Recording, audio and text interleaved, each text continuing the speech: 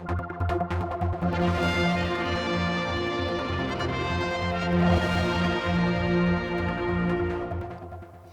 I'm at the Sayle Gallery with Damian, who's obviously the man who's in the news at the minute about the future of the Sayle Gallery. A bit of a bolt of the blue, I think, in a sense that you knew there was going to be some hard times and, in fact, some cutbacks from your grant. But all bets are now off as the future of this place. Is that right? Well, that's right. We received a bolt out of the blue, really, just back in October. We were aware that there was a desire to discuss agreed stepped reductions in our funding, but we hadn't expected a nearly 70% proposed reduction in advance of next year's application process. And that consists, just for the avoidance of doubt, of the £28,000 rent subvention together with the £5,000 artist in residence subvention. The artist in residence is an absolutely essential person for the operation of the gallery. Let's get this right then. This place here, you are renting off the government. This is a government building, isn't it? That's absolutely right. The money you're getting in from the Arts Council, that isn't direct Manx government money, that's from the lottery funding, isn't it? That's Am I right? To be absolutely clear, yes. The Arts Council are responsible for distributing approximately £400,000 of lottery money. And that money, through the subvention to the gallery, is paid via rent to the government. So it's a positive input to their balance sheet. Okay. I mean, obviously, it's a prime site maybe for other things. I mean, next door does roaring business, doesn't it? Do you think Absolutely. There's been pressure there that they think they can get better rental? Or have you heard anything like that? Or is it purely they don't want to fund you? Well, I have to say I do wonder where this has come from, because over the past couple of years we've worked very closely together with the Arts Council to bring about the desired improvements to the gallery so that it's fit for purpose for, you know, today's public and the expectations of a public amenity such as the gallery. And there's just a whole list of things that we've implemented with their knowledge and agreement, and so we feel that if anything they have reneged on the understandings between the parties, because we've got to this point where only in September the Arts Development Manager who visited us here and had a minuted meeting with us indicated that she was giving us her support for our application, albeit delayed for various reasons, and that Jeff Corkish was going to give his support too. So we weren't in a position to address any concerns that they may have had, and obviously ensure that the Arts Council were best informed. Oh, so you're saying Jeff Corkish was in favour, but he's been in the media, of course, putting the line out that enough on this one, and he can't help you anymore. Well, we find that very, very surprising, because I think what is lost in the general sort of the general mix here is the fact that the Sayle Gallery is a product of the current national art strategy, and although that's up for review right now, the reality is that this gallery is an objective of the Arts Council, and together, like a partnership, we've worked over the years through the successive boards and management teams to continue the work that we do for the island's public and the art community alike. And so we feel that they have just completely disregarded that, and at the same time it seems very worryingly they are prejudging the outcome of the next National Art Strategy Review, which is due, according to Jeff Corkish, to be published imminently. So we find that really very surprising. And the timing issue seems to be quite interesting. I mean, you haven't had much chance to look for other funding, I'm guessing, because this is going to run out early next year, isn't it? Well, that's right. I mean, you know, there's been no secret that the gallery, as I say, is an objective of the Arts Council. You know, it's the fruits of that partnership, and you know, its business model relies on that subvention. Any business that has been accustomed to receiving that rent subsidy and the arts in residence provision, to find overnight, you know, at the 31st of March, that, you know, suddenly it'll be liable for all that funding is obviously going to be in trouble. And the art sales, which, you know, are fairly successful and we are making a contribution to the economy, you know, are a very challenging business to be in. There are other galleries, presumably, that are privately funded on the Isle of Man. I mean, is that That's maybe right. should it not just be a private matter now, you know, in the private sector sort of thing, and let everyone find their own level? Well, I understand that argument, but I think it's it's important to sort of do a little bit of drill down here, because when you look at the private galleries, they're often basically framing businesses, and the gallery element is an add-on. It's certainly not paying the rent. It's certainly not sufficient to generate the income. It's no secret that, you know, art sales, particularly on an island like this where we have a limited population, are, you know, a challenging business to be in. But obviously the small galleries with their ancillary framing businesses and maybe other sort of fancy goods ventures, you know, are not relying on art sales. What we're doing here is providing public amenity. This is a product of the National Art Strategy as it currently stands. You're sending, this is the news as such today, moving the story on, I suppose, Yes. is that you are sending out a letter to all MHKs, stop the closure of the Sayle Gallery, and you've given your reasons there. Any ideas? I mean, it hasn't landed on their doorsteps yet, but That's any right. idea what support you are likely to receive from them and other artists, for instance, who have been involved? Absolutely. Well, we feel that the latest news, which we think is premature and totally unfair and should be revisited as a matter of urgency, because I think they've jumped the gun here. We have made inquiries and have canvassed various politicians, and we've been very encouraged by the support and the desire to ensure that this is looked in the round. There have been expressions of you know, appreciation for the good work that's carried out here, that the management team are, you know, fit for purpose and doing the right thing. And at the same time, we've been overwhelmed by the level of artist support who have signed up to that letter that you're holding in your hand right Sure. now, and it's due to hit the you know, the ground soon. I think the one thing that probably did come out initially when I heard in the media was it's not actually government money you're getting. We've covered this. You know, this is lottery money, which in itself you can't go to the lottery direct. I presume you have to go through the Arts Council to get to this pot of money, do you, in the first place? You have no other options to. I think that's a very good point.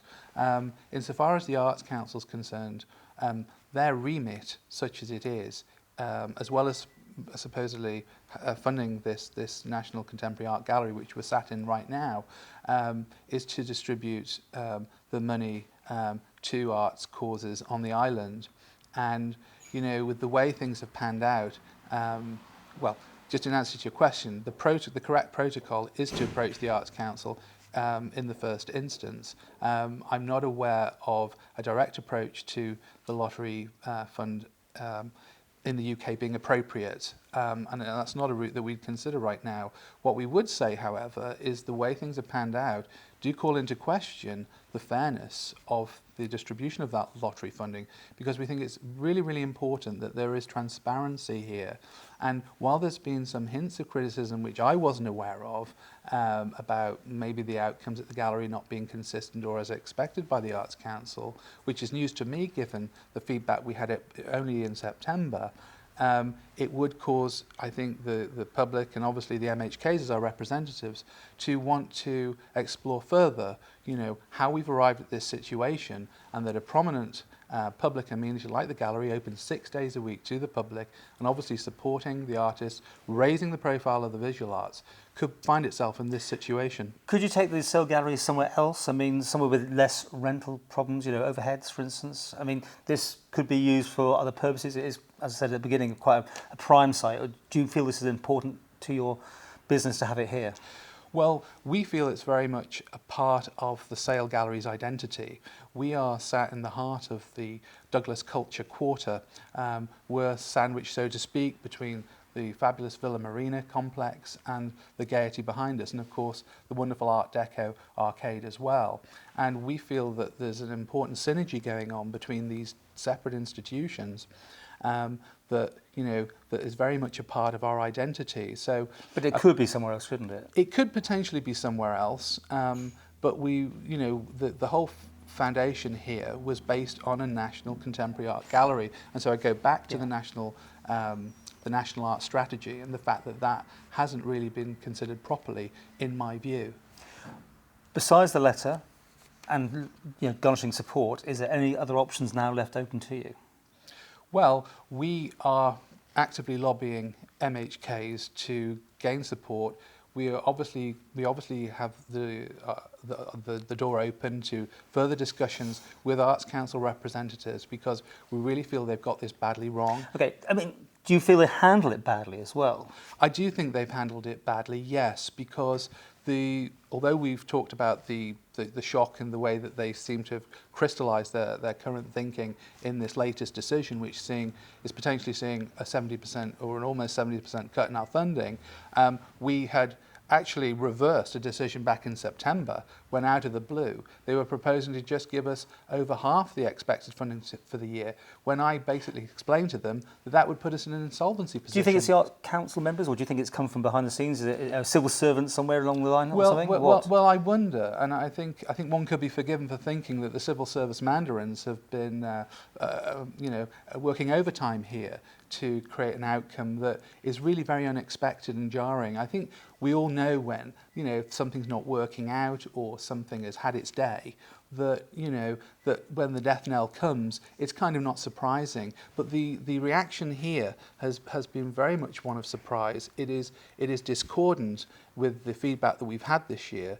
And we're very disappointed that we've not had an opportunity, without a fait accompli being presented to us, to actually sort of sit back and talk about what we want, talk about the next National Arts Strategy, which we feel we have an absolute vital role to play in drafting and contributing to, and so should our stakeholders, the artists. I mean, you don't think someone wants this room? I mean, the conspiracy theorists will be out there going, there's probably going to be a coffee shop touting for this or whatever. Do you think this might be it? Or? Well, you don't know really, do you? I mean, the only thing is that if that were the case, I would say that would be that would smack of bad faith.